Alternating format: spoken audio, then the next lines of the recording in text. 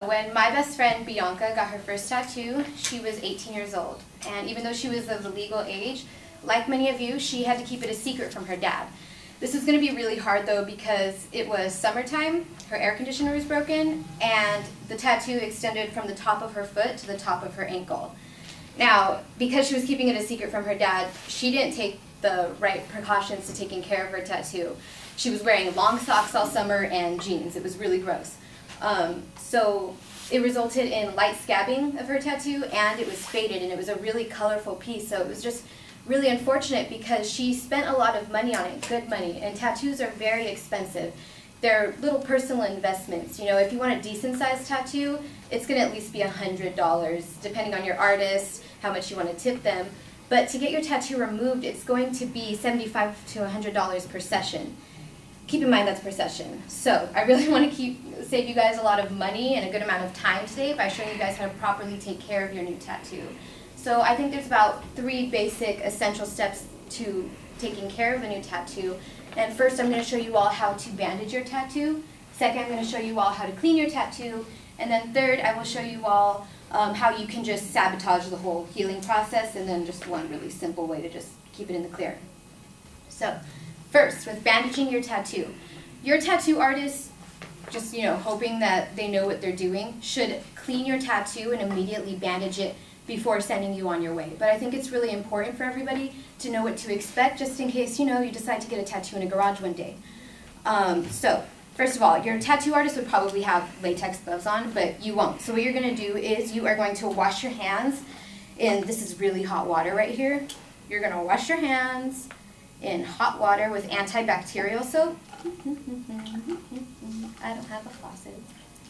Yes. And then I had my tattoo wrapped in plastic wrap the first time because there's 3 different bandages that they usually use, so I'm just going to start with that. You're just going to get whatever is an appropriate size to your tattoo. Say like, I just have a really sweet little flower on my wrist or something. Oh, sorry, that was wrong. So after you wash your hands, you are going to get some antibacterial blue-green foam soap. And this is an open flesh wound, so please be very gentle when you wipe it clean. Just going to 1, 2, 3 if you are a little bit obsessive compulsive.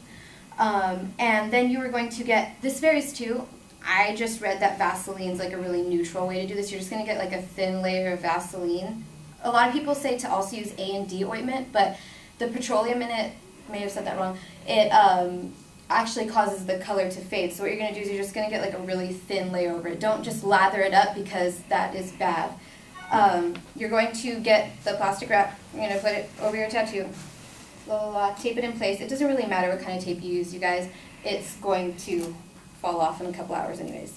So with plastic wrap, they say that you need to remove it after 2 hours because it is a really easy place for bacteria to breed since there's no oxygen there.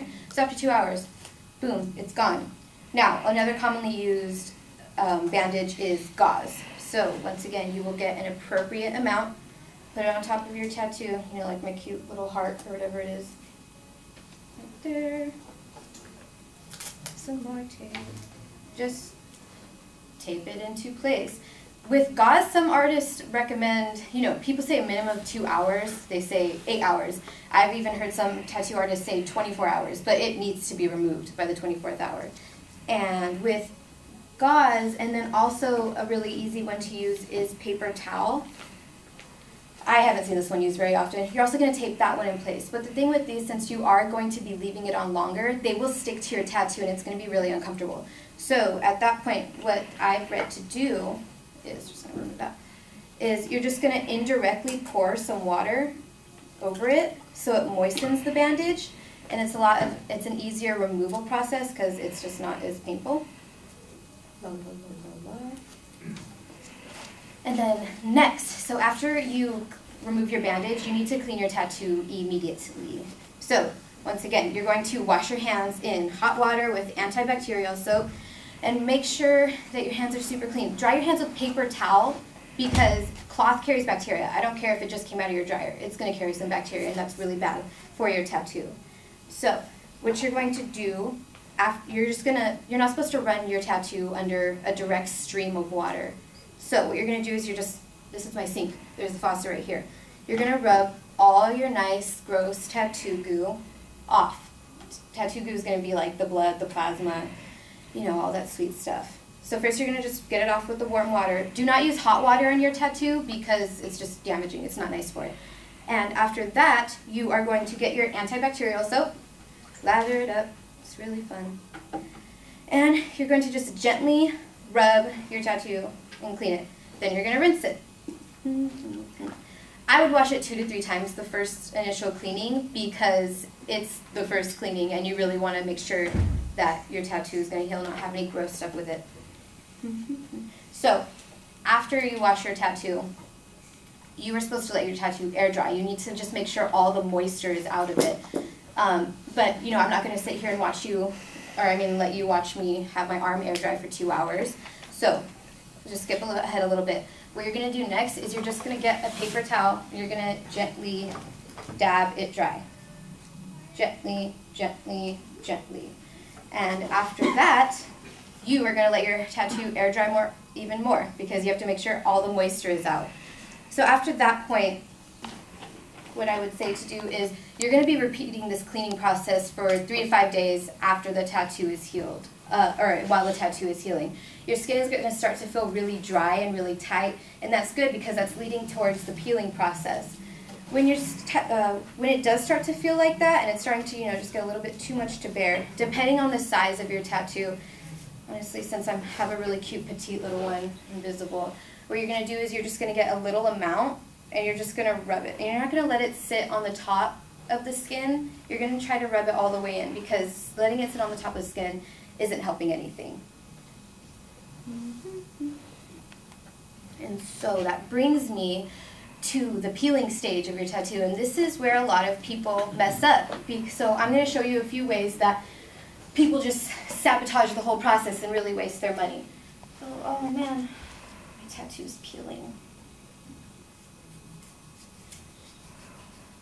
Oh no, it's under my nails. Oh hey, I have a new tattoo and I'm really glad. Hi, how are you doing? I have a new tattoo. Oh god, it still itches. Oh, thanks for that bacteria, by the way. Don't let your friends touch your tattoo. I know it looks really awesome and it's really colorful, but they're just like, oh dude, look at that, it's so tight. Yeah, you're risking infection on your body. And so I showed you all how to not take care of your tattoo. And next, if your tattoo is unbearably itchy and it's peeling and stuff, all I can really say is to, once again, wash your hands in hot water with antibacterial soap. And you're just going to, oh my gosh, my tattoo's so itchy. Oh my god, it doesn't itch anymore. So, like I said, a lot of kids are between the ages of 18 and 22 when they get their first tattoo. And once you get one tattoo, you're most likely going to get another. So I showed you guys 3 basic steps. It really does vary from artist to artist, and I would suggest listening to yours, but just know beforehand what to expect because some of them don't know. So first, I showed you guys all how to clean your tattoo. Second, I showed you all how, First, I showed you all how your tattoo will be bandaged. Second, I showed you all how to clean your tattoo. And third, I showed you how to mess it up and then how to, you know, kind of take care of it. So my best friend Bianca, it was a beautiful piece. It really was. But she didn't take the necessary measures to protect it. And it wasn't the tattoo artist's responsibility. It was hers. And, you know, she wasn't only risking, you know, this beautiful artwork, she was risking her personal health. So I really hope when you guys get your next tattoo, you just walked away with some few basic, you know, information to take care of it. Thank you.